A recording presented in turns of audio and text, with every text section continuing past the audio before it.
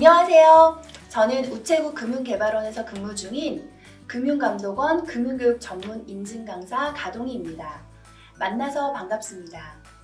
이번 시간에 배울 내용은 크게 4가지입니다. 첫째, 현명하게 돈 쓰기. 둘째, 현명하게 돈 모으기. 셋째, 신용의 중요성. 넷째, 미래 위험 대비하기입니다. 자, 그럼 먼저 현명하게 돈 쓰기, 소비에 대해서 알아보도록 할게요. 우리가 벌어들이는 돈을 2글자로 하면 뭐라고 할까요? 맞아요. 바로 소득입니다. 우리는 다양한 경제활동을 통해서 소득을 얻게 되는데요. 아직 우리 친구들은 미성년자이기 때문에 소득을 얻을 수는 없어요. 그러면 부모님, 할머니, 할아버지들이 소득을 얻는 방법, 소득의 종류에는 뭐가 있는지 한번 알아볼까요? 소득은 얻는 방법에 따라 크게 4가지로 나눌 수가 있어요. 먼저 첫째, 근로소득은 일을 해서 얻는 돈인데요. 선생님이 지금 친구들 앞에서 강의를 하고 열심히 회사를 다녀서 얻는 소득, 근로소득이죠. 두 번째는 내가 직접 가게를 운영하거나 또는 회사를 운영해서 얻는 사업소득입니다. 세 번째는 내가 가지고 있는 돈이나 땅, 건물을 빌려주고 얻게 되는 재산소득. 네 번째는 퇴직 후에 받게 되는 연금, 생활보호지원금과 같은 이전소득으로 구분됩니다. 자, 그럼 지금부터 용돈 관리에 대한 동영상을 보고 계속 강의를 이어갈게요. 엄마, 학교 다녀왔습니다. 엄마, 배고파. 엄마. 학교 갔다 왔어? 엄마랑 얘기 좀 하게. 저기 좀 앉아봐. 엄마, 배고파. 엄마가 조금만 있다가 맛있는 거 줄게. 엄마가 좀 전에 니네 방 청소를 했는데 봐봐. 이렇게 멀쩡한 걸 두고 이렇게 쓸데없이 더 산 것 봐봐. 니네 소비 습관이 엉망인 것 같아. 엄마, 아니야. 이거 다 필요한 거야. 아니, 엄마 생각은 다른데? 엄마가 이거 적었으니까 한번 봐봐. 용돈 합의서 매주 월요일 용돈을 지급한다. 일주일에 3,000원을 지급한다. 용돈을 받으면 용돈 기입장을 작성한다. 매주 월요일 용돈 기입장을 검사하고 용돈을 지급한다. 용돈을 계획 없이 함부로 사용했다고 판단될 경우 일주일 용돈 지급 정지. 엄마, 무슨 용돈 가지고 합의서를 써요? 엄마, 일주일에 3,000원밖에 안 돼? 아빠랑 엄마랑 상의해서 고심해서 적은 거야. 엄마. 엄마가 준 용돈 합의서 잘 읽어봤지? 네. 잘 들어. 계획적으로 소비하고 지출하는 습관을 길러주기 위해 결정한 거야. 아빠, 학교 숙제도 있고 학원 숙제도 많은데 용돈 기입장까지 어떻게 써요? 맞아요. 3,000원 가지고 너무 하시는 거 아니에요? 아니면 용돈을 좀 올려주세요. 이그 3,000원이 작은 돈이야? 자, 오늘 가족회는 여기까지. 용돈 기입장 받으세요. 우리 딸도. 화이팅!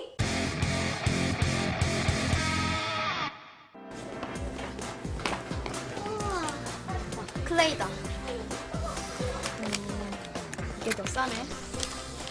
뭐해? 준비물만 사려고 했던 거 아니야? 아니, 볼펜이 너무 이쁘잖아. 그리고 샤프도 새로 바꿀 때도 됐고. 준비물 사서 빨리 가자. 늦겠어. 알았어, 너 먼저 가. 계산해주세요. 얘들아, 우리 피카츄 먹고 갈까? 그래, 나도 용돈 받았어. 나도 받았어. 아니야, 오늘은 나 먼저 갈게. 내일 보자. 그리고 너네들도 용돈 아꼈어. 용돈 받으면 습관처럼 사 먹지 말고. 우리 오늘 유난히 출출한데 뭐 좀 먹고 갈까? 그래, 좋아. 나도 배고팠어.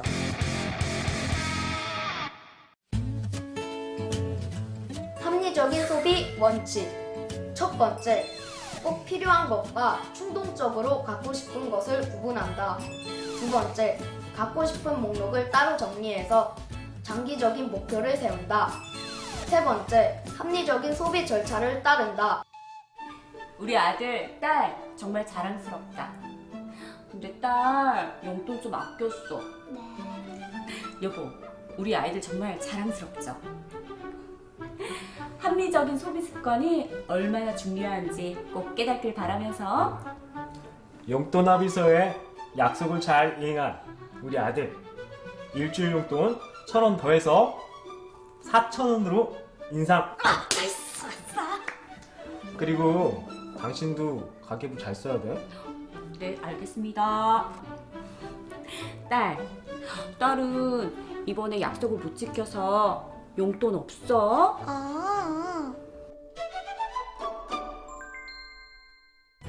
용돈 관리에 대한 동영상 잘 보셨나요? 그럼 용돈 받는 친구들 얼마나 되는지 손 한번 들어볼까요?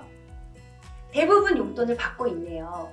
용돈이란 특별한 목적을 갖지 않고 정해진 금액 내에서 자유롭게 쓸 수 있는 돈을 의미합니다. 자유롭게 쓸 수 있는 대신 용돈을 책임감 있게 쓰기 위해서는 어떻게 관리해야 되는지 지금부터 한번 알아볼게요. 용돈을 자유롭게 쓰지만 책임감 있게 쓰기 위해서는 돈이 들어오고 나가는 것을 기록하는 노트를 작성해야 하는데요. 그걸 5글자로 뭐라고 할까요? 맞아요. 바로 용돈 기입장입니다. 용돈 기입장을 사용해서 용돈을 잘 관리하기 위해서 용돈 기입장을 작성하는 방법을 총 3단계로 나누어서 알아볼 텐데요. 첫째는 용돈 예산서 작성하기입니다. 우리 친구들 한 달에 용돈을 5,000원, 10,000원 받기도 하지만 추가로 엄마 심부름을 해드린다든지 흰머리를 뽑아드린다든지 단원평가에서 100점을 맞는다든지 하면 추가로 용돈을 받기도 하죠. 그런 수입들을 모두 더해서 용돈 예산서를 작성해 봅니다. 둘째는 실제 내가 사용한 지출 내역과 수입 내역을 알맞게 적어봅니다. 셋째는 수입과 지출을 대조해 보면서 최종적으로 돈이 남았는지 아니면 돈이 모자랐는지 결산의 단계를 거치게 됩니다. 용돈이 만약 남았다면 다음 시간에 저축과 연결해서 알아볼 거고, 용돈이 모자랐다면 3번째 신용에 대해서 자세히 연결해서 살펴보도록 할게요.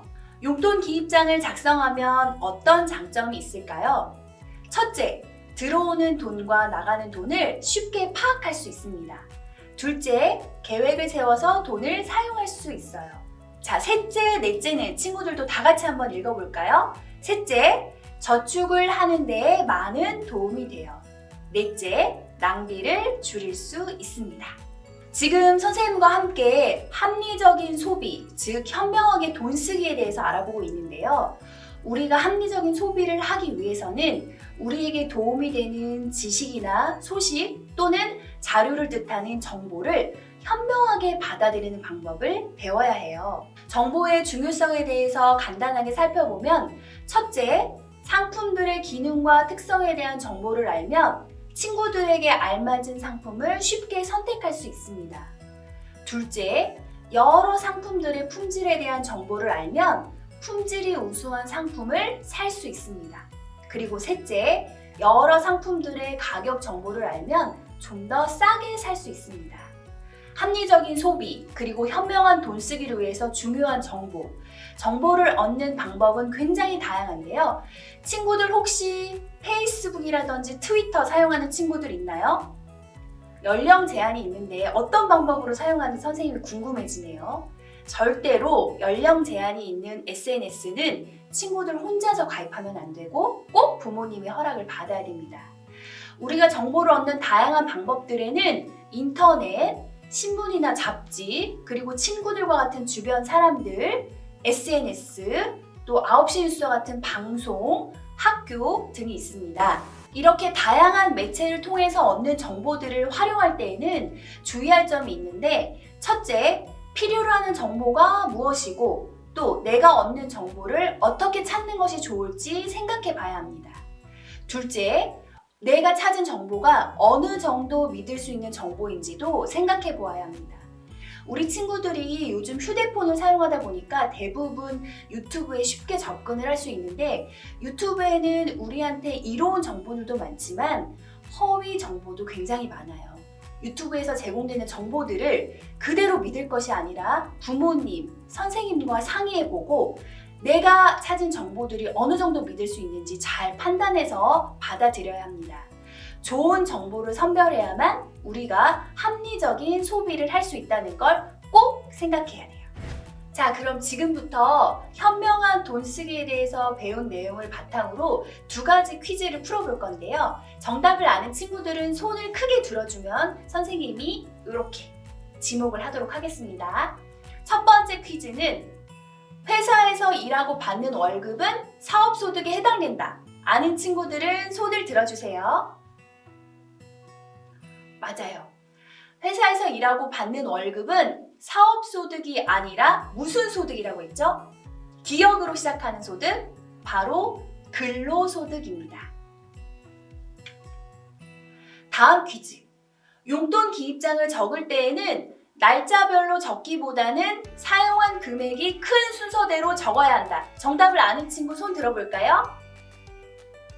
자, 쪼기 친구. 맞아요. 이거는 X. 왜냐하면 용돈 기입장을 적을 때에는 순서대로 적어서 내가 용돈을 사용한 내역, 수입과 지출을 한눈에 볼 수 있도록 작성을 해야 합니다. 자, 그럼 첫 번째 시간은 현명하게 돈 쓰기, 소비에 대해서 알아보았고, 소비를 합리적으로 하기 위한 다양한 정보 활용 방법에 대해서도 알아보았는데요. 다음 시간에는 현명하게 돈 모으기, 저축에 대해서 알아보겠습니다. 지금까지 현명하게 돈 쓰기, 소비에 대해서 알아보았는데요. 합리적인 소비를 위한 정보 활용 방법과 우리 친구들이 용돈을 계획적으로 쓰기 위한 용돈 기입장 작성 방법 등에 대해서 알아보았습니다. 자, 그럼 지금부터 현명하게 돈 모으기, 저축에 대해서 한번 알아보도록 할까요? 저축이란 무엇일까요? 저축이란 말 그대로 돈을 모으는 것을 뜻합니다. 우리 친구들 저축하는 방법에는 다양한 방법이 있는데 혹시 아직도 돼지저금통 이용해서 저축하는 친구들 있나요? 한번 손 들어볼까요? 돼지저금통을 이용해서 저축을 하게 되면 내가 모은 돈은 그대로 있지만 사실 그 돈은 전혀 변화가 없어요. 그런데 은행에 가서 저축을 하게 되면 돈이 생기게 됩니다. 그 돈을 2글자로 이자라고 합니다. 저축을 하면 굉장히 좋은 점이 많이 있는데요. 첫째, 미래에 필요한 곳에 사용할 수 있어요. 둘째, 불필요한 소비를 줄일 수 있어요. 그리고 셋째, 급한 일에 돈을 사용할 수 있습니다. 돈을 모으는 저축을 할 때에는 중요한 것이 바로 저축 계획을 세우는 것인데요. 저축 계획을 세울 때에는 저축의 기간, 그리고 저축의 금액을 설정하는 것이 중요합니다. 우리가 용돈을 받게 되면 그 용돈을 얼마나 저축할 수 있을지 규모를 정해야 되고, 내가 정한 금액을 얼마의 기간 동안 저축할 수 있을지 계획을 세워야 합니다. 친구들이 저축 계획을 세웠다면 저축을 하는 가장 좋은 방법은 예금 통장을 만들어서 저축하는 겁니다. 계좌를 가지고 있는 친구 있나요? 손 한번 들어볼까요? 아직 없는 친구들도 많은데, 그럼 지금부터 선생님이 저축을 할 수 있는 가장 좋은 예금 상품, 또 예금 상품의 종류에는 어떤 것들이 있는지 자세히 설명해 줄게요. 저축 상품의 종류는 크게 3가지로 나누어 볼 수 있는데요. 첫째, 보통예금, 둘째, 정기적금, 셋째, 정기예금입니다. 보통예금은 내가 돈을 맡기고 싶을 때에는 언제든지 맡기고 돈이 필요할 때는 언제든지 찾아서 쓸 수 있는 예금이에요. 그렇기 때문에 은행에서는 많은 이자를 주지는 않죠. 둘째, 정기적금은 매달 일정한 금액을 일정한 기간 동안 저축을 하면 만기일에 이자를 받을 수 있는 상품인데요. 기간은 1년, 2년, 3년 친구들이 원하는 만큼 설정할 수 있습니다. 셋째, 정기예금은 정기적금을 통해서 매달 저축한 돈을 만기일에 큰 돈을 찾게 되죠. 그러면 그 목돈을 한 번에 저축해서 일정한 기간이 지난 뒤에 찾는 예금입니다. 자, 그럼 여기서 질문! 언제든지 찾아 쓸 수 있는 보통예금, 또 만기일을 정하고 그 안에는 돈을 찾을 수 없는 정기적금이나 정기예금, 3가지 상품 중에 어떤 상품이 가장 이자가 낮을까요? 선생님이 방금도 설명을 했는데 맞아요. 바로 언제든지 찾아 쓸 수 있는 보통 예금이 가장 이자가 낮고 만기를 정해서 내가 찾을 때까지 꾹 참아야 하는 정기 예금, 정기 적금이 이자가 더 높습니다. 자, 그럼 이제 친구들 부모님과 함께 가서 예금 통장을 한번 만들어 볼까요? 예금 통장을 만들기 위해서는 우리 친구들은 미성년자이기 때문에 직접 가서 통장을 만들 수가 없어요. 부모님과 함께 부모님의 신분증 그리고 가족관계를 확인할 수 있는 주민등록 등본 또는 기본증명서 그리고 도장 그리고 저축할 돈을 챙겨서 여름방학에 꼭 통장을 만들러 은행을 방문해 보세요. 통장을 만들고 나면 통장에 돈을 넣기도 하고 빼기도 해야 하는데요. 통장에 돈을 저축하는 것을 입금, 저축한 돈을 찾는 것을 출금이라고 합니다. 그럼 입금, 출금은 어디에서 해야 될까요? 입금, 출금은 은행 창구나 또는 현금 입출금기 ATM기를 이용해서 할 수 있습니다. 은행에 가본 친구들이 많을 텐데요. 그러면 은행에서는 어떤 일을 하는지 자세히 알아볼까요?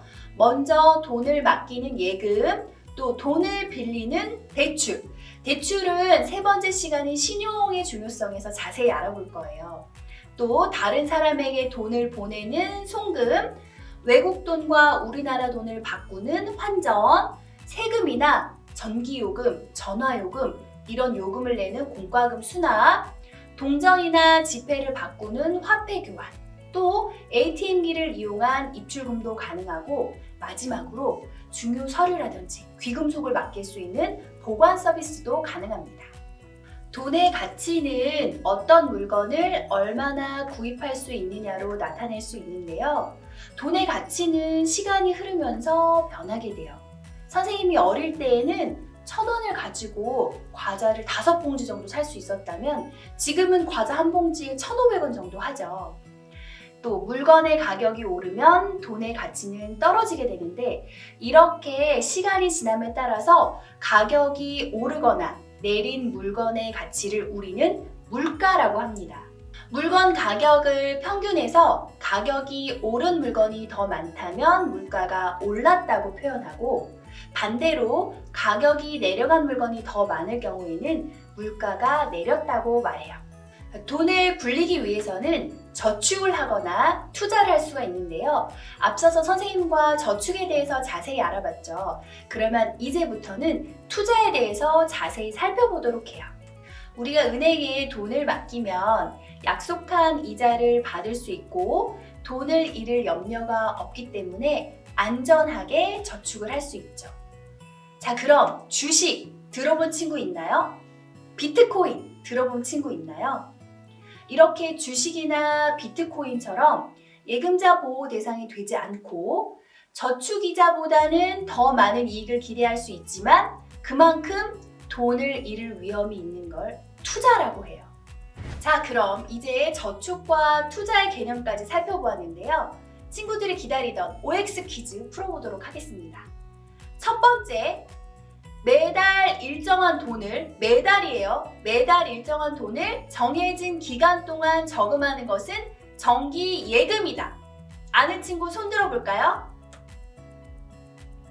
맞아요. 정답은 X입니다. 매달 일정한 돈을 정해진 기간 동안 저금하는 것은 정기 적금이라고 했죠? 정기 예금은 정기 적금을 통해서 만든 목돈을 한꺼번에 예치하는 것을 정기 예금이라고 하죠. 다음 퀴즈. 투자는 저축보다 항상 더 많은 이익을 얻을 수 있다. X. 투자는 저축보다 항상 이익을 얻을 수 있는 것은 아니고 더 많은 이익을 얻을 수도 있지만 반대로 돈을 잃을 위험도 커진다고 선생님이 설명을 했어요. 자, 지금까지 현명하게 돈 모으기, 저축에 대해서 살펴보았고 다양한 저축 상품에 대해서 살펴보았습니다. 다음 시간에는 이제 돈 빌리기, 신용의 중요성에 대해서 살펴보도록 할게요. 지금까지 현명하게 돈 쓰기, 현명하게 돈 모으기, 소비와 저축에 대해서 자세히 살펴보았습니다. 이번 시간에는 신용의 중요성, 우리 친구들이 잘 알고 있는 신용카드, 대출에 대해서 자세하게 살펴보도록 할게요. 신용이란 무엇일까요? 신용에 관한 동영상을 시청해 보도록 하겠습니다.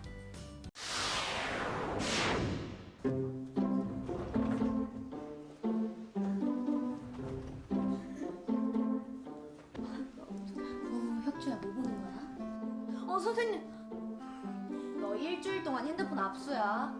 매일 이렇게 핸드폰을 봐서 어떡해? 선생님.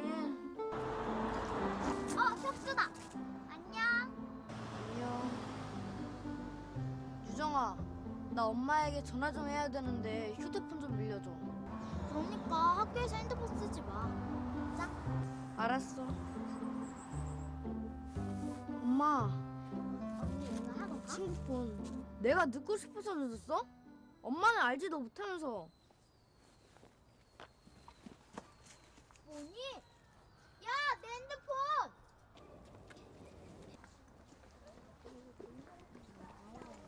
야, 왜?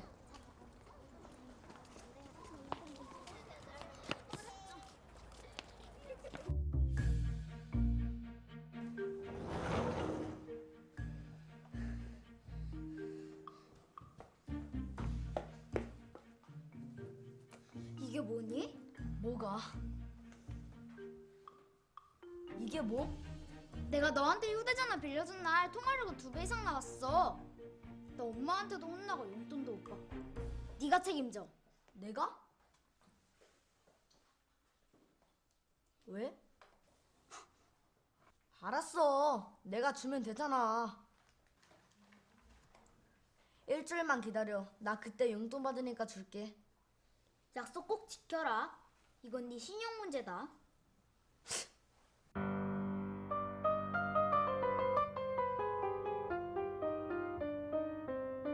아직도 뻔뻔하구나. 조금만 기다리면 알아서 줄 텐데 왜 자꾸 졸라? 그 기다리는 시간이 오늘까지잖아. 맞아. 뭐가 맞아? 조용! 얘들아, 너희 뭐해? 차렷. 경례. 감사합니다. 그래 얘들아, 숙제 꼭 해오고 내일 보자.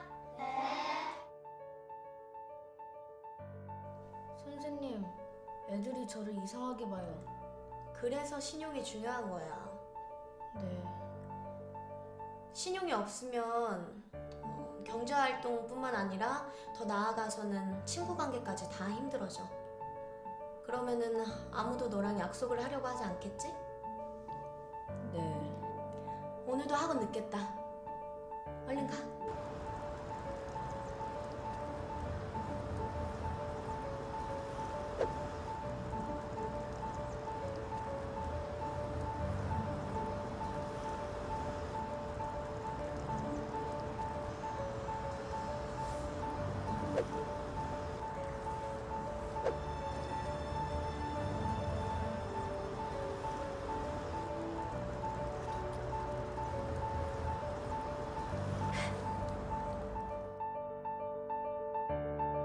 물건과 돈은 함부로 빌리는 게 아니다.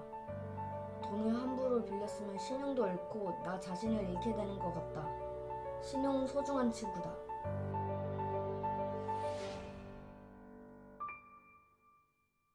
신용이 무엇인지 알아보도록 해요.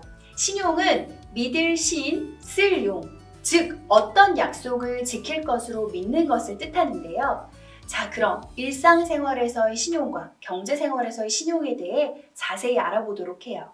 일상생활에서의 신용이란 약속을 잘 지키는 것을 뜻하는데요. 부모님과의 약속, 친구들과의 약속, 선생님과의 약속, 다양한 약속들이 있겠죠. 그런 약속들을 잘 지키고 실천하는 것을 뜻합니다. 자, 그럼 경제생활에서의 신용은 어떤 것인지 자세히 알아볼게요. 경제생활에서의 신용이란 돈과 관련이 있는데요. 돈과 사용 대가를 약속한 날짜에 갚을 수 있는 능력을 뜻합니다. 인터넷 요금, 공과금, 신용카드와 같은 경우가 바로 신용의 예라고 할 수 있습니다. 신용은 우리 생활에서 굉장히 편리하게 사용되고 있는데요. 그런데 만약 신용거래를 할 수 없다면 어떤 일이 벌어질까요? 돈이 없을 때에는 물건을 전혀 살 수가 없습니다. 신용카드가 없으니까요. 또 긴급한 자금이 필요할 때에도 돈을 빌릴 수가 없습니다. 은행에서 대출을 해주지 않기 때문이죠. 신용거래를 할 수 없다면 항상 현금을 들고 다녀야 하기 때문에 불편하고 위험하고, 또 집이나 등록금, 자동차처럼 큰 돈이 필요한 경우에도 곤란을 겪을 수가 있습니다.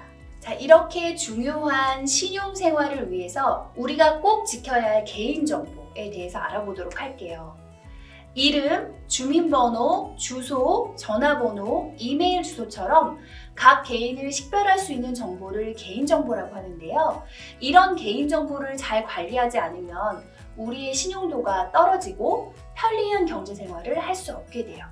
개인정보를 잘 관리하지 않았을 경우에 나타날 수 있는 위험에 대해서 알아보면, 첫째, 통장에서 돈이 인출되거나 게임 캐시 등이 결제될 수가 있어요.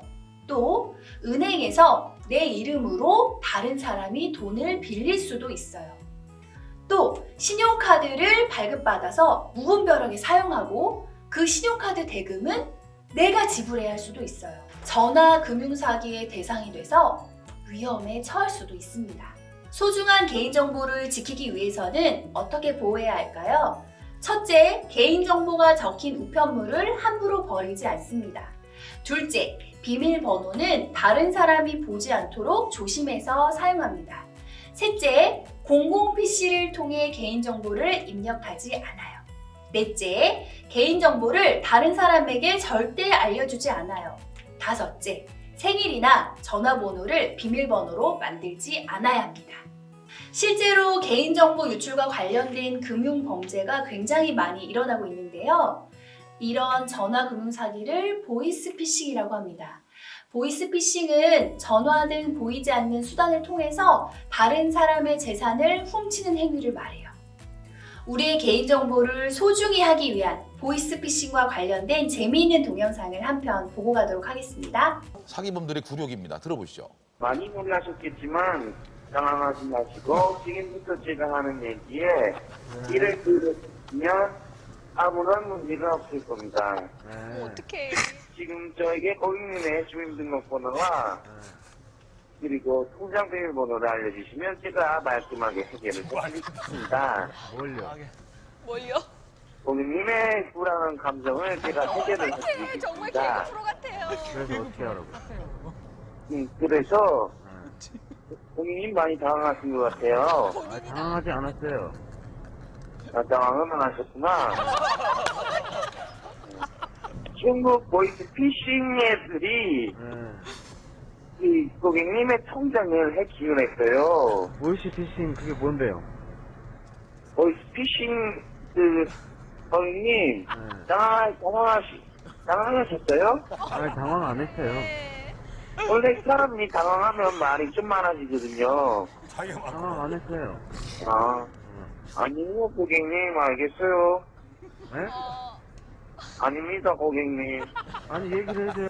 자, 이러한 전화금융사기, 보이스피싱을 예방하기 위한 방법을 알아볼게요. 첫째, 전화로 개인정보를 묻는 것은 무조건 의심해야 합니다. 둘째, 공공기관, 금융회사는 전화로 개인정보를 절대 묻지 않아요. 셋째, 사기범에게 돈을 보낸 경우에 최대한 빨리 경찰에게 신고합니다. 신용과 관련된 다양한 내용들을 살펴보았는데요. 그럼 OX 퀴즈를 한번 풀어보도록 하겠습니다. 첫 번째, 금융회사에서는 전화를 걸어 주민등록번호 등을 묻지 않는다. 아는 친구. 맞아요. 금융회사나 공공기관에서는 절대 전화를 걸어 주민등록번호 등의 개인정보를 묻지 않습니다. 둘째, 신용도가 높으면 경제생활을 해나가는 데 이익이 된다. 아는 친구? 맞습니다. 신용도가 높으면 경제생활을 해나가는 데 많은 도움을 주고 우리는 신용도를 높이기 위해서 또는 우리의 신용을 지키기 위해서 개인정보를 꼭 지켜야 한다고 선생님이 말했어요. 지금까지 일상생활, 경제생활에서의 신용의 중요성에 대해서 알아보고 우리의 신용도를 지키기 위한 개인정보의 중요성에 대해서도 확인해 보았습니다. 다음 시간에는 미래 위험에 대비하기 위한 보험에 대해서 살펴보도록 하겠습니다.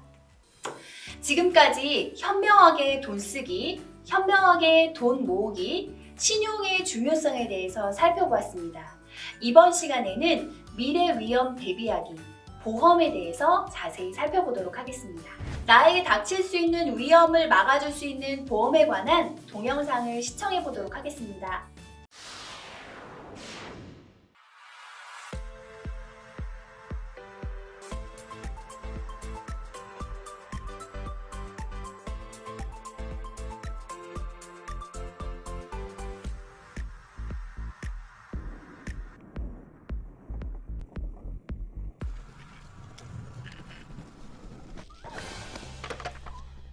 누구나 살다 보면 예상치 못한 크고 작은 위험에 마주치게 되죠.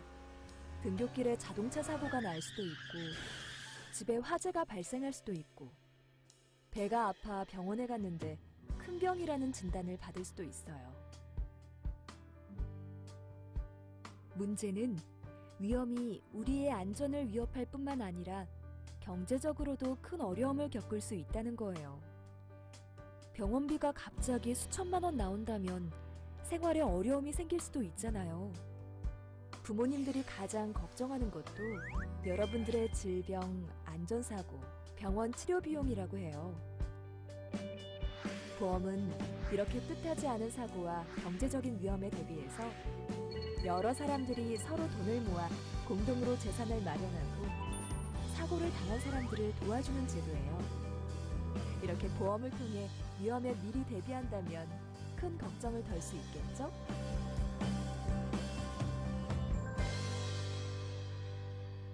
선생님이 강의를 하고 집으로 돌아가다가 갑자기 사고가 날 수도 있고, 친구들이 지금 있는 강당에서 운동을 하다가 갑자기 다칠 수도 있어요.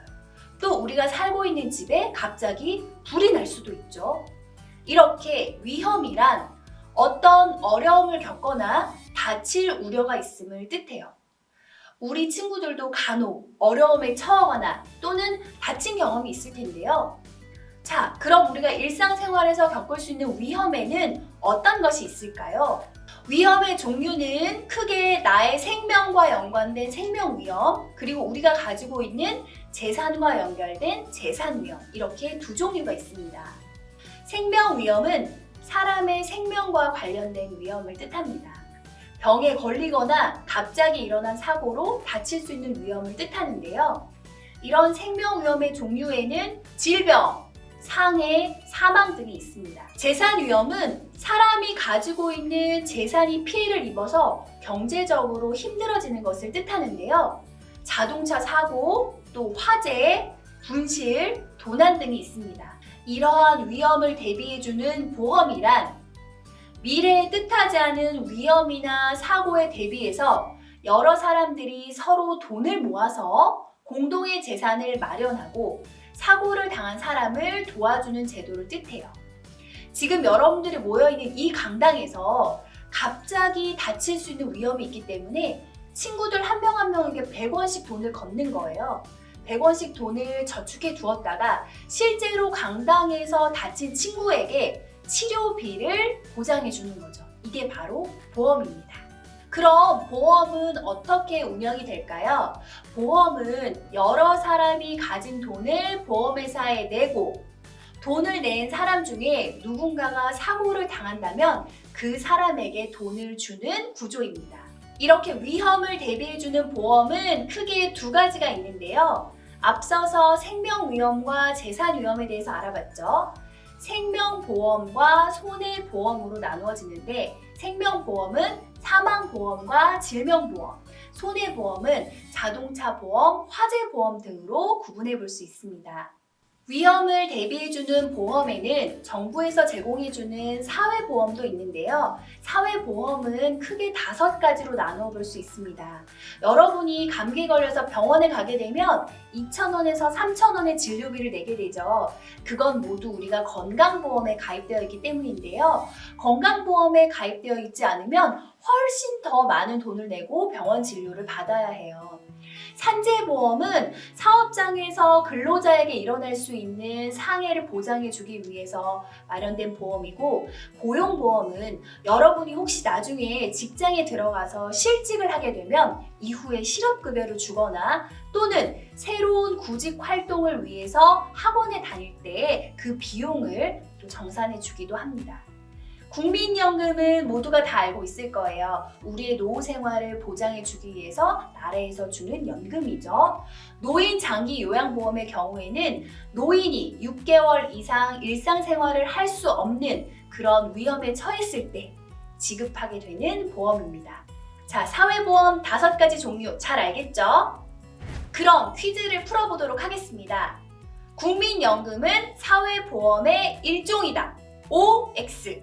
손 들어볼까요? 맞아요. 국민연금은 바로 사회보험이었죠. 사회보험에는 총 5가지의 보험이 있었는데 우리 친구들 다 기억할런지 모르겠네요. 둘째, 근로자가 업무상 피해를 입었을 때 보상하기 위한 보험제도는 고용보험이다. 선생님이 사업장과 근로자에 대해서 설명을 했는데요. 맞아요. 이건 고용보험이 아니라 산재보험이었죠. 수업을 마무리하면서 금융회사의 종류와 역할에 대한 동영상을 시청하도록 하겠습니다. 우리가 살아가는 일상생활에는 다양한 경제활동이 일어납니다. 물건을 사거나 어떤 서비스를 받을 때는 대부분 돈을 지불해야 합니다. 그리고 내가 가지고 있는 돈이 내야 할 돈보다 많을 때도 있지만 때로는 부족할 때도 있죠. 이럴 때 필요한 돈을 빌리기도 하고 남는 돈을 빌려주기도 하는데 이런 과정을 금융이라고 합니다. 그리고 이런 금융활동을 쉽게 할 수 있도록 돕는 곳이 금융회사인데요. 그렇다면 우리 주위에는 어떤 금융회사가 있는지 알아볼까요? 금융회사 하면 가장 쉽게 떠오르는 곳이 바로 은행입니다. 우리가 남는 돈을 은행에 예금하면 은행은 그 돈을 필요한 사람이나 기업에게 빌려주는데 이를 대출이라고 합니다. 은행이 대출금을 돌려받을 때 원래 빌려준 금액에 대출이자를 더해서 더 많은 돈을 돌려받고 은행은 받은 이자 중 일부를 예금한 고객에게 예금 이자로 되돌려주어요. 그뿐만 아니라 은행은 다른 사람에게 돈을 보내는 송금 업무와 외국 돈을 우리나라 돈으로 바꾸어주는 환전 업무도 하고 있습니다. 이 밖에도 각종 공과금을 대신 수납해주기도 하며 ATM기를 통해 편리하게 돈을 입금하거나 찾을 수 있답니다. 저축은행이나 신용협동조합, 우리가 우편을 보낼 때 이용하는 우체국에서도 저축이나 공과금 수납과 같은 은행에서 하는 일부 업무들을 이용할 수 있다는 것도 알아두면 좋겠죠? 다음은 카드회사입니다. 요즘에는 현금보다 더 자주 보는 게 신용카드인데요. 개인의 신용을 바탕으로 카드회사에서는 다양한 카드를 만들어 생활의 편리함을 제공합니다. 신용카드로 물건을 구입할 수 있고 버스 요금도 편리하게 낼 수 있을 뿐 아니라 세금도 카드로 결제할 수 있답니다. 신용카드 회사는 고객이 카드로 결제한 물건값을 대신 가게에 지불해주고 정해진 날짜에 한꺼번에 고객으로부터 돌려받습니다. 카드의 사용은 신용을 바탕으로 이루어지는데 만약 정해진 날짜에 카드 이용 대금을 지불하지 못하면 신용이 나빠지게 되고 앞으로 카드를 사용할 수 없게 될 수도 있으니 꼭 갚을 수 있는 만큼만 카드를 사용해야 하겠죠? 또 다른 금융회사 중 하나는 바로 보험회사입니다. 사람들은 살면서 누구나 크고 작은 사고를 당할 수 있고 또 질병에 걸릴 수도 있는데 이럴 때를 대비하기 위해 생긴 제도가 바로 보험이에요. 보험에 가입한 사람들이 매달 보험회사에 보험료를 내면 보험회사는 사고가 발생했을 때 약속한 보험금을 줍니다.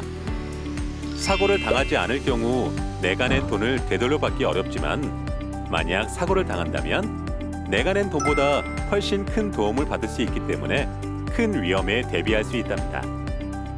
운전 중에 사고가 났을 때를 대비하는 자동차 보험, 병에 걸렸을 때 병원비를 보상하는 실손보험, 여행 중에 발생될 수 있는 위험에 대비한 여행자 보험, 화재가 났을 때를 대비하는 화재보험 등 다양한 보험이 있답니다. 좋은 물건을 만들어 수출해서 우리나라 경제를 이끌어가는 회사들. 그런데 회사들은 물건을 만들 때 필요한 돈을 어떻게 마련할까요? 여러 가지 방법이 있지만 주식회사는 주식을 발행해서 필요한 돈을 마련합니다. 회사가 발행한 주식에 돈을 내고 투자한 사람은 그 회사의 공동주인, 즉 주주가 되죠. 회사가 이익이 많이 나면 그 회사의 주식이 비싸져서 주주들도 큰 이익을 보게 되지만 회사가 잘 안 되어 망하게 되면 그 회사의 주식은 가치가 없어져서 주주들도 투자한 돈을 잃게 되죠. 여기서 증권회사는 가진 돈을 주식에 투자하고 싶은 사람과 투자를 받고자 하는 회사가 쉽게 주식을 사고 팔 수 있도록 중개해주는 역할을 합니다. 어떠세요? 이제 금융회사에 대해 조금 더 친숙해졌나요? 아직은 조금 먼 이야기처럼 들리겠지만 언젠가 여러분들이 경제활동을 하게 될 때가 올 거예요. 그때 금융회사들은 우리의 가장 가까운 친구가 되어 생활의 편리함과 여유를 제공해 줄 것입니다.